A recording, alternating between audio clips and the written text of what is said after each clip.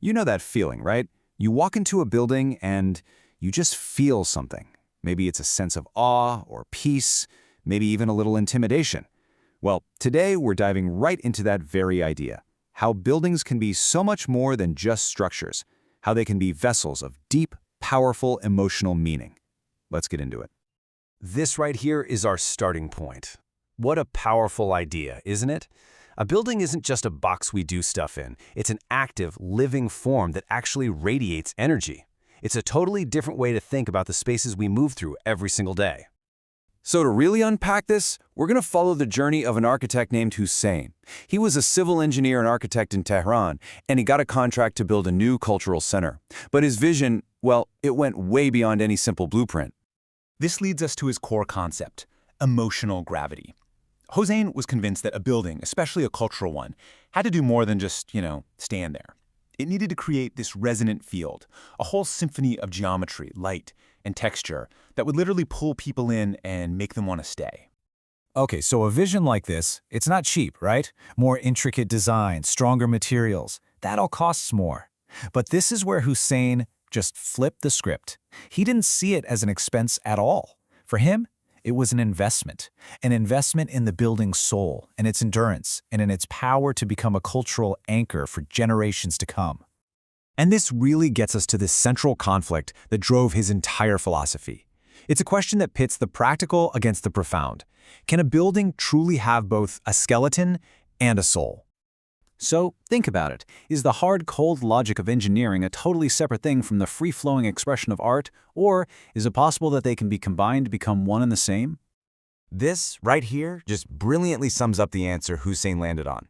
He saw them as being in perfect symbiosis. Engineering, that's the strong, logical skeleton. But art, that's the breath of life. And really, one can't last without the other. Without logic, art is just too fragile. And without art, logic becomes cold, sterile, and empty. Now for Hossein, this wasn't just some abstract theory. He saw the proof carved into history itself.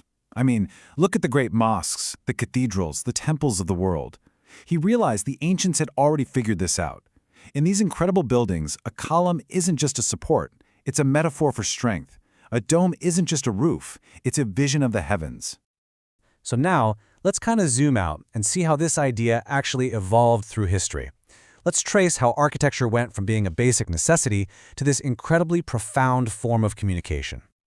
It all started pretty simply. The first purpose of a building was just protection, keeping a roof over our heads. But as civilizations got more complex, architecture took on this brand new role, projection. It became a way for a culture to project its values, its power, and its very soul out into the world. And this projection, it took all kinds of forms. A king's palace wasn't just a big house. It was an instrument designed to create awe, to communicate absolute power. And temples? They were so much more than just places to worship. Their scale, their harmony, it was all designed to make you feel the presence of something infinite.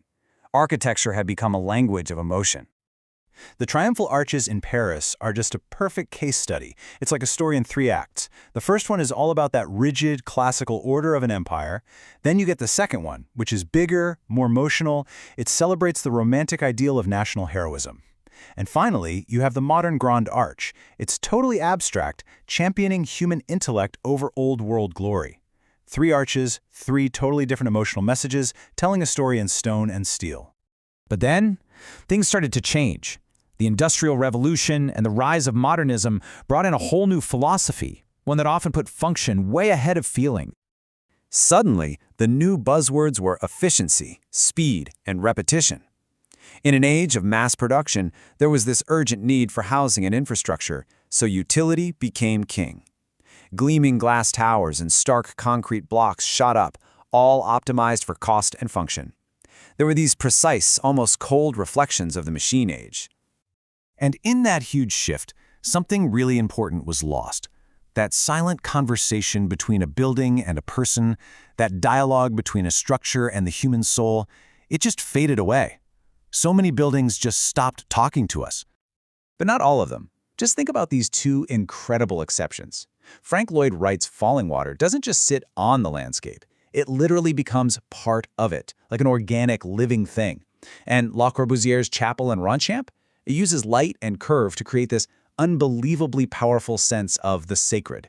They're proof that even in the modern era, architecture can still speak, but only when the architect is willing to listen. So where does all this leave us? Well, it brings us right back to where we started, finding that crucial balance between the functional and the spiritual. The best way to think about it is on a spectrum. On one end, you've got purely functional architecture. Its purpose is shelter, its role is impersonal. But on the other end, you have emotional architecture, which is all about expression and creating an enduring legacy. And here's the key takeaway. The goal isn't one end or the other. The real magic, the truly great architecture, happens right there in the middle. That was Hossein's dream, to create something that was both useful and meaningful. A building that was strong, but also expressive. Perfectly engineered, and at the same time, profoundly artistic. And that leaves us with this powerful final thought. These two things, art and engineering, they aren't enemies, they're essential partners. Without the soul of art, the logic of engineering can feel inhuman. But without the skeleton of engineering, the beauty of art simply can't last. The future of architecture and the spaces that will truly move us, well, it all depends on remembering that they have to work as one.